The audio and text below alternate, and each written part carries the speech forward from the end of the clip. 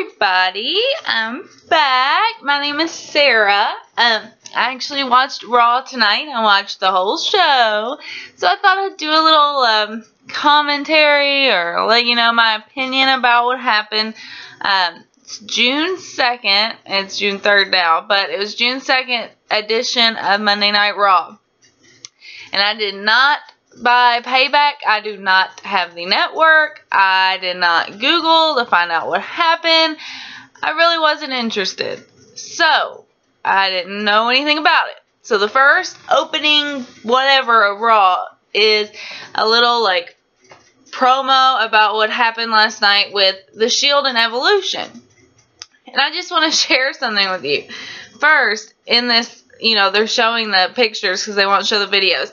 Michael Cole says, this is going to be a collision. And JBL says, this is about where you sit in history.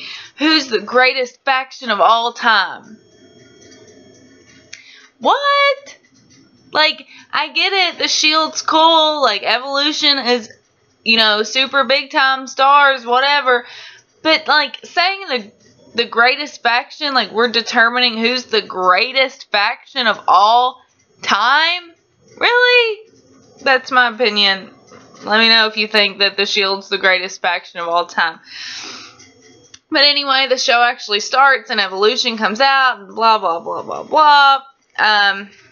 The funniest thing to me is that there was a sign in the audience that said, cheer for Batista, says no one.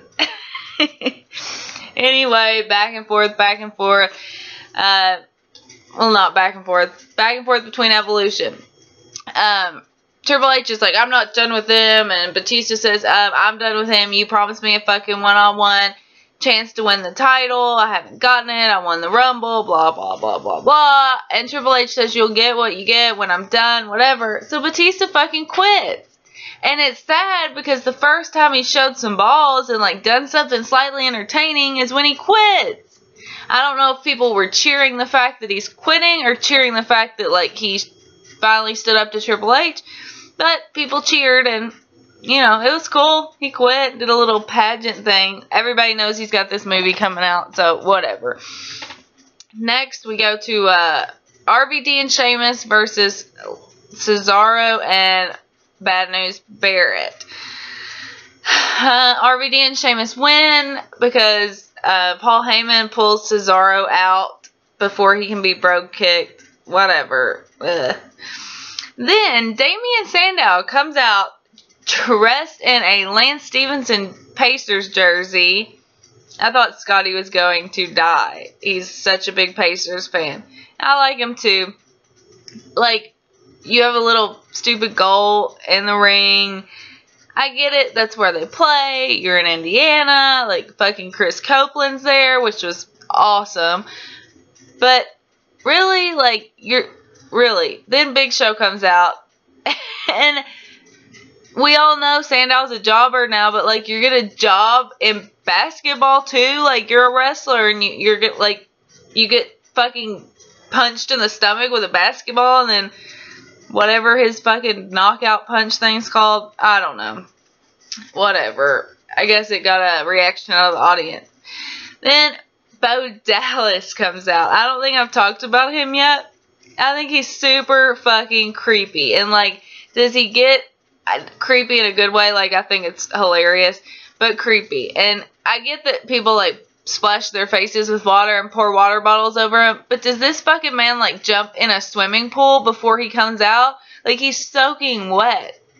Why? Why? Anyway, I do think, I've already given one JBL quote, so I'll just make this a whole show of JBL quotes. But he said, oh, Bo's gonna do a Bomo. I thought that was funny. Then the crowd starts chanting Bo Ring, which was also funny. He's just, like, I know, like, they're trying to make him this character, but, like, he looks like he stepped out of, like, a Lifetime movie or a Disney movie or something. Like, he's so positive. At one point, he was like, did you see that? I'm winning. I think it's funny. Then Stephanie McMahon comes out. And talks and talks and talks. John Cena interrupts. She says that she's going to put Daniel Bryan in a stretcher match at Money in the Bank with Kane if he's there. And if not, the Money in the Bank ladder match is going to be for the championship instead of just a shot at the championship. Oh, John Cena throws in some one-liners about, you know, how much she sucks. Oh, then she's like, well, I'm a bitch or whatever, and life's a bitch. I don't remember. I didn't write it down. But she's like, you're fighting with Kane. Blah, blah, blah. Kane comes out, beats up John Cena. Super Cena comes out, throws the fucking stairs at Kane, and escapes. Cool, right? We move on to 3MB versus the Matadores. I don't know. Apparently at Payback there was like a hair versus mask something with the little people fighting each other. I thought it was a hair versus tail match at first, but I guess I was wrong about that. Another great JBL quote is Hornswoggle leaves, like, because they pull off his afro wig that he's wearing. He leaves running up the aisle, and JBL says, someone call PETA. Really? If that's not bad enough, then he says, look, it's a half-bald Tyrion Lannister. For those of you that don't read or don't watch Game of Thrones, that's a Game of Thrones character. I think the fictional character of Tyrion Lannister would be very pissed at that comparison. Then I kind of started to doze off a little bit, but Alicia Fox fought Nikki Bella. I don't know, she went kind of crazy at the end. I guess that's her new thing, like crazy bitch character. But Oksana was out there in her corner. And there's just something that bugs me about Oksana. And she is beautiful. I've seen her in person. Like, she's hot. But they dress her in the worst possible fucking outfits. Like, they don't flatter her body at all. Like, you know she looks great. Why put her in, like, a one-piece awkward bondage fucking leather creepy outfit? I guess they're trying to go with, like, the Eastern European, like, bondage Barbie or something. But it's awful. And she's too hot for that shit. Like, cut it out. Okay. Swagger and Adam Rose. You all need to explain this to me. Somebody explain this to me. I don't watch NXT. I've never really watched NXT except for, like, the Daniel Bryan season. All these people that are coming in, like, people seem to like Adam Rose. Like, is he a good wrestler? Like, I mean, I'm not saying he's not. I've seen him okay, but the character, it's weird to me. Like, it's a PG show, but, like, I guess you're trying to say these are, like, ravers, or they're drunk or high on something, or they wouldn't be acting like that. So why pretend like, I don't know. Also, the whole saying about don't be a lemon, be a rosebud or whatever. Can someone explain that to me? Is like, am I too old to get that? Like, is there some drug reference, or, I mean, I don't know. Rosebud, like his buddy, pal, whatever. I don't know. Also, with characters like this, and this is like a Fandango thing too. When you have this like specialized character that's coming to the ring in a different way, I feel like it's a little more entertaining if you switch it up a little. And I said this in my TNA video the other night about the menagerie.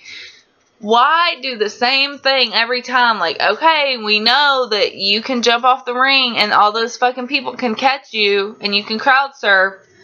Do something else. Like, I don't know. Let me know what you all think. That may just be me. Another JBL quote when those partier lemon rosebud people came out. He says, look at all these gluten-free millennials left over from Woodstock. I'm not even going to comment on that. Okay, then the Usos versus the Wyatts without Bray Wyatt. He's mysteriously not there. Like, he took a fucking night off. They're like, he's returning on SmackDown. he missed one show. It's not like he's been gone forever. But anyway, this match was so fucking long that the Usos' hair dried. Have you ever seen their hair dry? That's how long this match took. The Wyatts won or something. I don't know. Then we go to Del Rio and Ziggler in a Money in the Bank qualifying match. Who gives a shit about this fucking duo or whatever? I like Ziggler. I respect Del Rio. But we've seen them fight so many times. Like, I guess they think that we have the attention span of fucking goldfish or something. But it just bugged the hell out of me. Dolph Ziggler ended up tapping out. So Del Rio's going to the ladder match. Maybe he'll turn heel and turn face and turn heel again 5 times in between now and then. And I have mixed feelings about this whole, like, the day after the pay-per-view, get ready for the next pay-per-view thing. I understand it's a business, and I understand that they have to prepare for the next one and build it up, and let's get ready for it, and everything eventually builds up to WrestleMania or SummerSlam.